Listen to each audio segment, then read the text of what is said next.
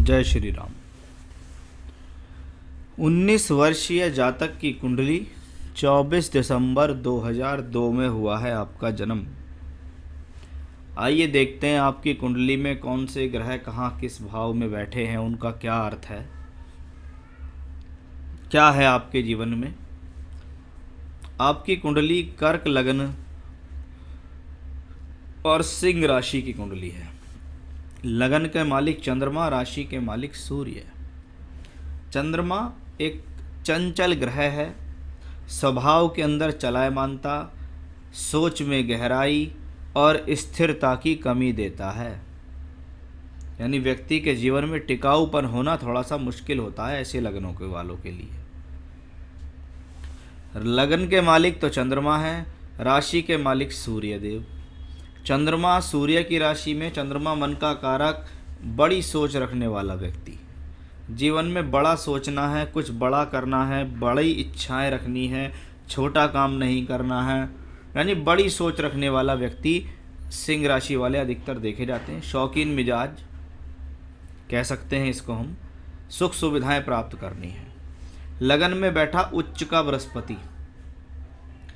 अब बृहस्पति उच्च का हो तो अच्छी बात है, लेकिन वक्री नहीं होना चाहिए, क्योंकि जब लगन में उच्च का बृहस्पति होता है तो व्यक्ति को अपनी बुद्धि, समझदारी और इंटेलिजेंसी का घमंड होना शुरू हो जाता है। शास्त्र ये कहता है कि उच्च के ग्रह जब वक्री हो जाएं तो वो नीच के फल देना शुरू कर देते हैं।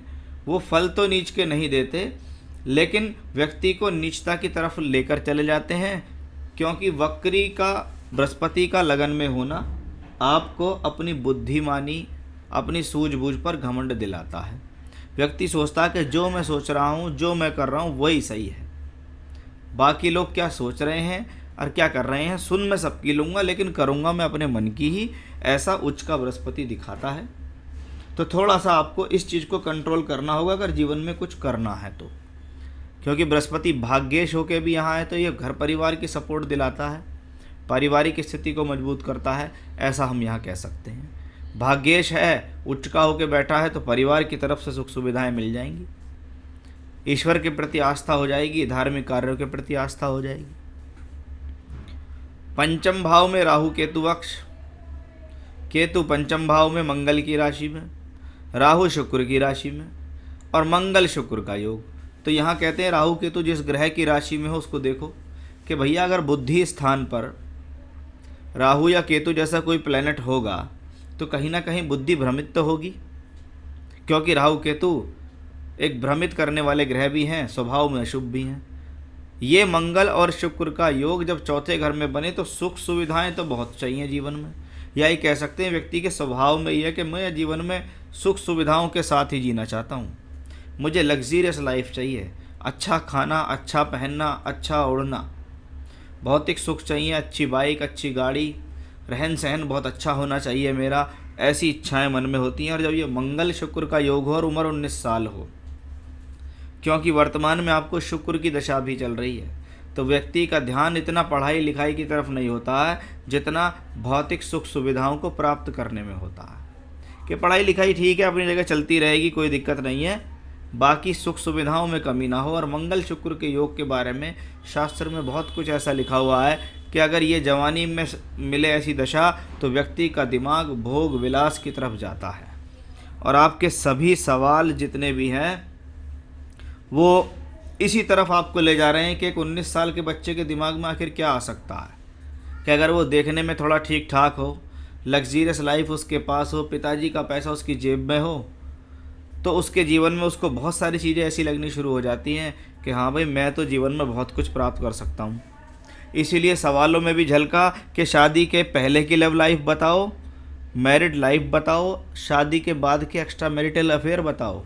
यानी व्यक्ति की जो सोच है वो ये है कि भैया पत्नी तो आ ही जाएगी, और जब पत्नी आएगी वो अपनी ही होगी, वो कहाँ जाएगी छोड़ के। इसलिए शादी से पहले भी अफेयर रखो, शादी भी कर लो। एक तरफ चिंता हो गई कि शादी हो जाएगी तो शादी मैरिड लाइफ कैसी रहेगी, कहीं ऐसा तो नहीं है पति पत्नी के बीच में झगड़े झंझट हो जाएं और उसकी वजह से कोर्ट कचहरी का सामना करना पड़ जाए। फिर भी मन में यही बात चल रही है तो क्यों ना मैं एक एक्स्ट्रा मैरिटल अफेयर भी कर लूँ, कभी उसके बाद पकड़ा तो ना जाऊँ। इन सब के जवाब दूंगा मैं अभी आपको, लेकिन पहले मैं आपको समझाने का प्रयास कर रहा हूँ कि 19 साल के बच्चे के जीवन में ऐसी सोच क्यों आती है। क्योंकि अभी तो जिम्मेदारी से फ्री हो, अभी तो पिताजी ने दिया, बेटे ने खा लिया। वो सब चीज़ें आपकी इस कुंडली में मुझे दिखाई भी दे रही हैं कि आपके उच्च के बृहस्पति ने भी ये दिखाया और आपके मंगल शुक्र के योग ने भी दिखाया कि ये सवाल और ये आपके ऊपर चलने वाली स्थितियाँ क्या कहती हैं। कि शुक्र की महादशा, शुक्र चौथे घर में अपनी ही राशि में बैठा है। चतुर्थेश का चौथे घर में होना दिग्बली होता है और शुक्र जैसा ग्रह जीवन में लग्जीरियस लाइफ देता है। यही सेम रिपीटेशन मंगल शुक्र का नवमांश कुंडली में भी आया। नवमांश कुंडली भी इसी चीज़ को दर्शाती है। ताओ बात करते हैं आपके वैवाहिक जीवन के बारे में कि शनि सप्तम भाव का मालिक है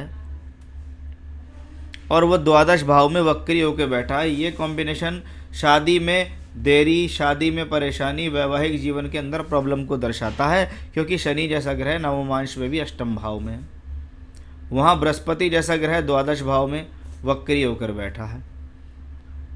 यानी इस हॉरोस्कोप के अंदर वैवाहिक जीवन में उलझने तो दिखाई दी, लेकिन अभी भी कोई ऐसा कॉम्बिनेशन नहीं दिखाई दिया जिसको हम कहते हैं तलाक के योग। लेकिन अब वो जीवन नहीं रहा। अब अगर आपके जीवन साथी को आपके ऊपर जरा सा भी शक है तो अब वो समय नहीं रहा कि अब लड़कियां इंतजार करेंगी 2-2 साल 4 साल तक, चलो सुधर जाएगा तो सब ठीक रहेगा। अब तो बहुत छोटी छोटी बातों पर डाइवर्स हो जाते हैं। तो वैसे ही एक योग कि भैया ये व्यक्ति सुधरने वाला तो आसानी से है नहीं।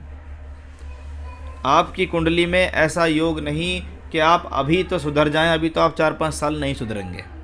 जब तक शुक्र की दशा 2025 तक चलेगी तब तक तो आपके जीवन में सुधराव कम दिखाई देता है। तब तक तो आपके मन में ये ऊर्जा चलेंगी, तब तक तो आप भौतिक सुखों के प्रति आकर्षण रहेंगे, तब तक तो आपका अपोजिट सेक्स के प्रति आकर्षण रहेगा। और जब ये मंगल शुक्र के योग का रिपीटेशन होने लगे यहाँ भी और यहाँ भी, तो ऐसे व्यक्ति का स्वभाव ही ऐसा हो जाता है। ऐसे व्यक्ति का स्वभाव ही ऐसा हो जाता है, उसके मन में इस प्रकार की स्थितियाँ रहती हैं जिसको हम कहते हैं कि ये व्यक्ति ना तो शादी से पहले लॉयल है, ना ये शादी के बाद लॉयल है। ये आपके हॉरोस्कोप के रॉन्ग कॉम्बिनेशन है। और यदि आपने ये रॉन्ग कॉम्बिनेशन नहीं सुधारे तो ना तो आपकी अपनी मैरिड लाइफ बचनी, शादी में तलाक निश्चित होना है, इसमें कोई संदेह नहीं है, और शादी के बाद का जीवन भी बेकार। और शादी के बाद जिसकी मैरिड लाइफ ख़त्म हो गई, जो पत्नी के लिए वफादार नहीं रहा, तो जीवन में वो किसी के लिए वफादार हो भी नहीं सकता। फिर आप शादी से पहले कितने रिलेशन बना लो, शादी के बाद कितने रिलेशन बना लो, कि एक 19 साल की उम्र में व्यक्ति के जो सवाल होते हैं, अगर ये सवाल आपके घर परिवार के लोगों को पता लगे तो शायद उनको बहुत दुख होगा कि आज हमारा लड़का शादी के पहले की लव लाइफ के बारे में पूछता है, फिर मैरिड लाइफ के बारे में पूछता है, फिर एक्स्ट्रा मैरिटल अफेयर के बारे में पूछता है कि वो कैसे होंगे। और उसका मैंने आपको सीधा सीधा बता दिया कि आपके साथ क्या होने वाला है। इसलिए आज के जीवन को सुधारो अगर जीवन आने वाला बेहतर बनाना है। क्योंकि वर्तमान में शुक्र की महादशा में बुध की अंतर्दशा। आप पूछते हैं शादी के पहले की लव लाइफ कैसी रहेगी। मैं आपसे कहता हूं कि आप एक जगह संतुष्ट नहीं हैं। आपकी लाइफ में 1, 2, 3, 4 इन सब तरीके से आपकी लाइफ में लड़कियां आएंगी, क्योंकि आपका अट्रैक्शन है। आप किसी एक चीज़ से संतुष्ट नहीं होते हैं, और वो अट्रैक्शन शादी से पहले भी है, वो अट्रैक्शन पत्नी में भी कुछ समय तक रहेगा, और वो अट्रैक्शन कुछ दिन बाद पत्नी से हटके किसी दूसरी स्त्री की तरफ लग जाएगा। अब आप सोच लीजिए कि आप किस तरीके के पुरुष हैं, कौन से कॉम्बिनेशंस आपके हॉरोस्कोप में हैं जो आपको इन सब के प्रति ले जा रहे हैं। अब सुधरना है या बिगड़ना है वो आपके हाथ में। मैंने तो आपको सलाह दे दी कि क्या मुझे दिखाई देता है आपके हॉरोस्कोप के अंदर। आपने पूछा शादी के पहले की लव लाइफ ठीक है, स्थिर नहीं है, कोई दूसरी मिलती चली जाएगी। मैरिड लाइफ कैसी रहेगी वो भी मैंने आपको बता दिया कि भैया इस हॉरोस्कोप में प्रॉब्लम है, कहानी डाइवोर्स तक पहुंच सकती है, इसलिए सावधान रहने की ज़रूरत है। एक्स्ट्रा मैरिटल अफेयर शादी के बाद हाँ होंगे, बिल्कुल होंगे, क्योंकि आपका स्वभाव मुझे लगता है कि आप मानेंगे नहीं। कोर्ट कचहरी का केस जीवन काल में है, होगा। जब शनि जैसा ग्रह यहाँ अष्टम में हो, यहाँ द्वादश में हो और यहाँ बृहस्पति हो, तो हाँ कोर्ट कचहरी होगी। स्त्री के कारण होगी, या तो किसी लड़की के कारण कोर्ट कचहरी होगी, या पत्नी के कारण कोर्ट कचहरी होगी। नेम फेम कितना मिलेगा और किस एज तक मिलेगा। नेम फेम मिलने के 2 तरीके होते हैं। पहला, पिताजी ने बहुत सारा जीवन में कमाया और उनके बल पर मैं आगे चल रहा हूँ, मेरा खुद का कोई नेम फेम नहीं है, पिताजी की दौलत है, उसका ही मुझे लोग बाग कहते हैं कि बहुत रईस आदमी है।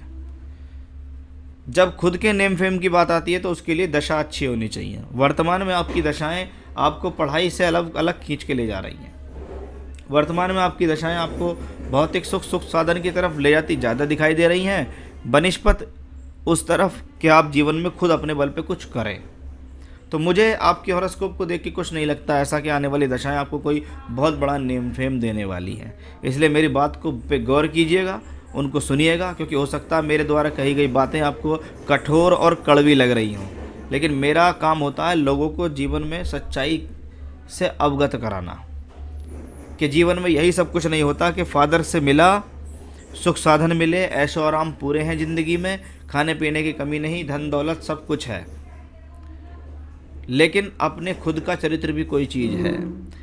आज लोग आपके बराबर में बैठ के कहेंगे भाई ये तुम तो बहुत बढ़िया आदमी हो, लेकिन आपके पीछे यही कहेंगे कि इसके पास नहीं है कुछ भी, ये है बिल्कुल मूर्ख आदमी, इसके ना इसको किसी चीज़ की कोई तमीज़ है, ना इसको अपने जीवन में कुछ ऐसा है कि जिसको इसे प्राप्त कर लेना चाहिए, इसके मन में खुद ऐसी इच्छा नहीं है, ये तो सिर्फ एक लड़कियों की तरफ आकर्षित है, भौतिक सुख के प्रति आकर्षित है, इसको सुख सुविधाओं के प्रति आकर्षित है। और जिस दिन आपके पास अपना खुद का चरित्र नहीं, आप समाज में कुछ नहीं कर पाएंगे। तो बातों को समझने का प्रयास कीजिएगा। आप नेम फेम के बारे में बात कर रहे हैं, अभी तो मुझे आपकी लाइफ की स्टेबिलिटी ही नहीं दिखाई दे रही, मुझे लगता ही नहीं कि आपकी लाइफ में कोई स्थिरता है बहुत बड़ी। इसलिए अपनी लाइफ में स्थिरता लाओ, अपने टारगेट को सेलेक्ट करो और उसके प्रति मेहनत करो, तभी आपको जीवन में मिलेगा नेम फेम और अच्छा जीवन। अदरवाइज़ अब से लेके आने वाली जितनी भी दशाएं हैं वो आपको कुछ ना कुछ एक गलत राह, गलत मार्ग की तरफ ही ले जाती दिखाई दे रही है। इसलिए अपना और अपने परिवार का नाम रोशन करो, अच्छे कार्यों से करो, सद्बुद्धि से करो, सदमार्ग पे चल के करो। खराब चरित्र सदैव व्यक्ति पे ऑब्जेक्शन उठाता है। अगर आज आपने जीवन में अपने कोई गलती कर दी और जिस उम्र में आप चल रहे हो, अगर आप किसी केस के अंदर आ गए या आपके ऊपर कोई एलिगेशन लग गया, तो समाज पूरी ज़िंदगी नहीं भूलेगा। जब भी कभी आपको नीचा दिखाने की बात आएगी तब आपके ऊपर ऑब्जेक्शन उठाकर बोलेगा, अरे तुम तो रहने दो, तुमने तो दूसरे की लड़की को छेड़ दिया, तुमने तो उसके साथ गलत कर दिया। चाहे आप कितने भी बढ़िया आदमी बन जाओ, लेकिन आपके ऊपर वो एलिगेशंस पूरी ज़िंदगी के लग जाएंगे। इसलिए मेरी बात पर गौर करने की आपको ज़रूरत है। ये कुंडली बेकार नहीं है, लेकिन इस कुंडली में बन रहे जो योग हैं ना, वो आपको इस तरफ ले जा रहे हैं।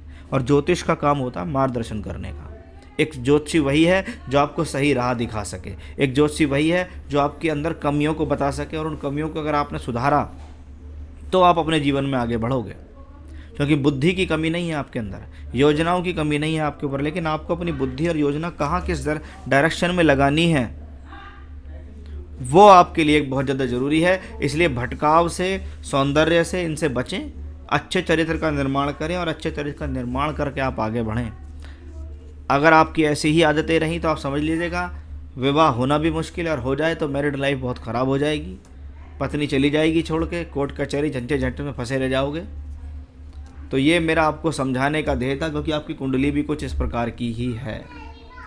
बात को समझिएगा, जो चीज़ें समझाई हैं उनका ध्यान रखिएगा, उन्हीं से आपके जीवन में लाभ मिलेगा। देवी की स्तुति करो, दुर्गा चालीसा का पाठ करो, शुक्रवार को मंदिर जाओ, देवी के मंदिर में प्रसाद चढ़ाओ, गायत्री मंत्र का जाप करो, ये सब चीज़ें करो। इनसे आपको सद्बुद्धि आएंगी और आपके सभी मार्ग खुलते चले जाएंगे। यानी जीवन में सब कुछ यही नहीं है कि सुख सौंदर्य, सब कुछ वही नहीं होता। बहुत चीज़ें जीवन में होती हैं जो शायद आपको आज समझ में ना आए, लेकिन जिस दिन समझ में आएंगी उस दिन आप जीवन में बहुत पीछे रह जाएंगे। तो मेरी बात पे गौर करने की आपको ज़रूरत है। अभी आपको दिसंबर 2021 से अक्टूबर 24 तक शुक्र में बुध की दशा चली। बुध आपकी कुंडली में छठे घर में बैठा है, 3 और यहाँ, यानी आने वाले 2024 तक आपके जीवन में एक काम जरूर होगा। या तो आपके जीवन में कोई स्थान परिवर्तन होगा, या आप किसी प्रकार के कोर्ट कचहरी झगड़े झंझट में फंसेंगे। अब आप कोई ऐसा काम कर दें जिससे आपके ऊपर एलिगेशंस लग जाएं, आपके ऊपर आरोप लग जाएं, उसकी वजह से आपके परिवार वाले आपको कहीं दूर भेज दें, या आप कुछ ऐसा काम कर दें जिसकी वजह से आप घर से दूर हो जाएं और कोर्ट कचहरी के चक्कर में कहीं आप जेल की हवा ना खा जाएं। वैसे भी योग आपकी कुंडली में बनते हैं। तो बहुत सावधान रहने की ज़रूरत है आपको। अभी आने वाले 3 साल 2022, 23 और 24 जो पूजा पाठ बताई हैं वो करें और बातों का ध्यान रखें, तभी आप जीवन में कुछ कर पाएंगे।